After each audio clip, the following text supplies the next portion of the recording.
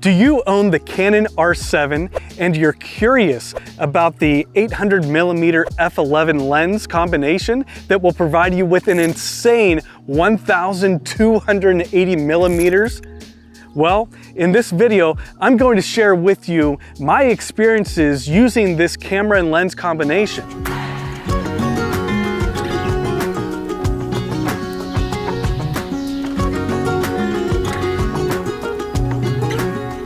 First of all, I think it's important that we temper our expectations from this kit just a little bit.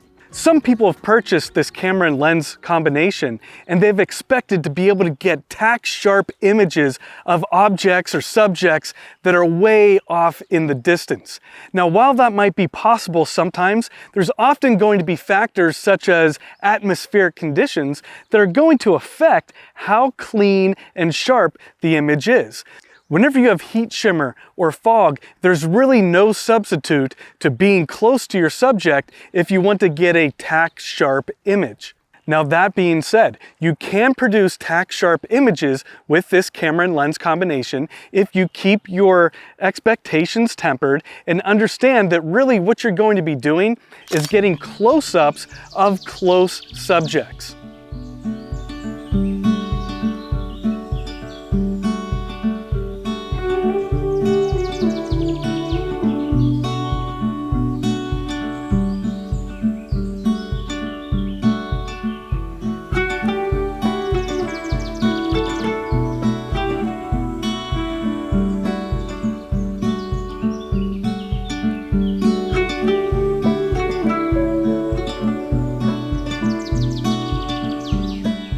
Another factor that comes into play when thinking about creating tack-sharp images with this lens is understanding that this is an F11 lens. Now, the R7 does a pretty fair job in low light conditions. However, this is only an F11 lens. You can't open it up any more than that. So that means that you're going to need a significant amount of light if you want to keep your ISO levels down.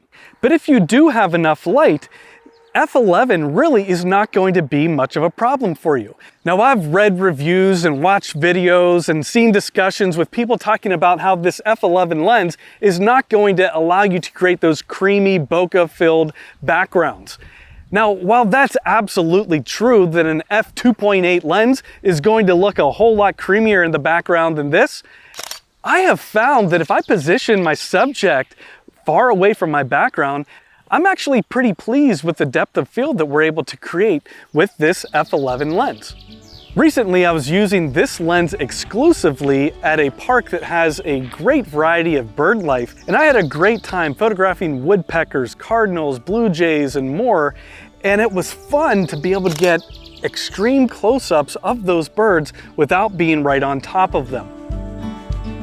And that's something to think about with this lens, that while you may not have as much light coming in, so it may limit some of the conditions that you're able to shoot in, it also may provide you opportunities that you wouldn't have with a shorter lens. You're able to stand further back to shoot, so you're able to be further away from your subjects, maybe allowing you to see more natural behavior, maybe allowing a shy subject to be more out in the open, so you may be able to capture shots with this that you wouldn't be able to capture otherwise. So what I have found with my shooting style, I don't have a very steady hand. And this 800mm lens on top of the Canon R7's 1.6 crop factor, we're shooting at 1,280 millimeters. That's a ton of distance. So what I have found is I have a really hard time at that distance keeping the camera steady. One thing that I do to combat that, to prevent the camera shake, and there is in-body stabilization, on the camera, there's a stabilizer on the lens, but something that I have found for myself that seems to work pretty well.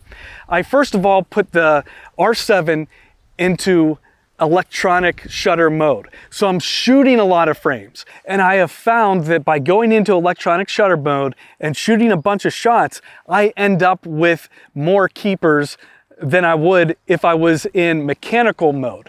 Now, here's the thing about mechanical mode that I've found with this lens combination, and again, my shooting style.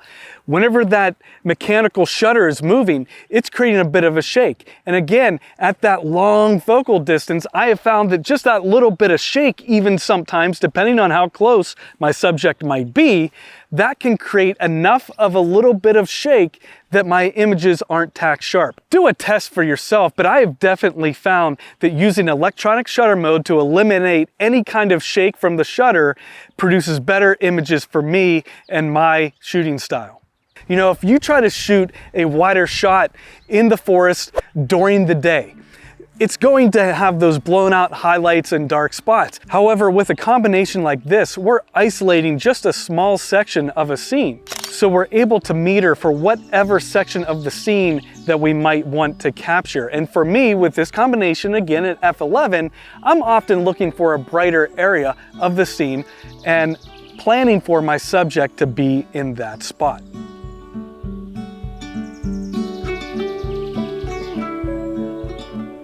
A couple other things to keep in mind. Number one, it does not come with a lens hood. I purchased this lens hood on Amazon. I'll leave a link in the description down below so that you can get one for yourself.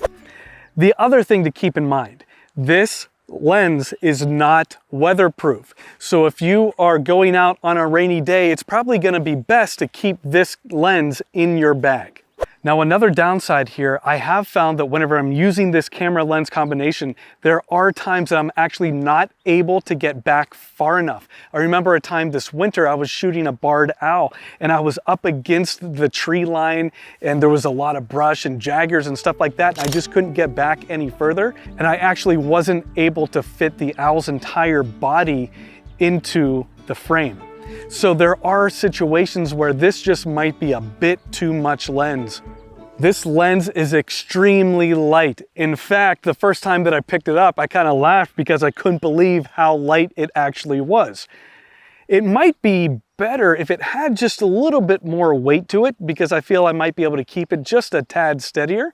However, it is extremely light, which makes using it for an extended period of time handheld is going to be much more comfortable for you. This lens will collapse, okay, so you don't need to worry about having a bag that's going to be that big. There is actually a lock on it, so this is the shooting position here, and then we just twist to unlock it, lock it back into place, and then again I have my lens hood on it, so it does collapse down into a much smaller looking scenario that will fit much easier into a camera bag. Overall, I've really enjoyed using this camera and lens combination. My go-to camera kit is the Canon R5 with the 100 to 500 RF, but I use this kind of as a backup or just a tag-along kit. So I'll have the R7 with this lens right beside me. And there have been many times where I've grabbed this and been able to create really, really cool shots.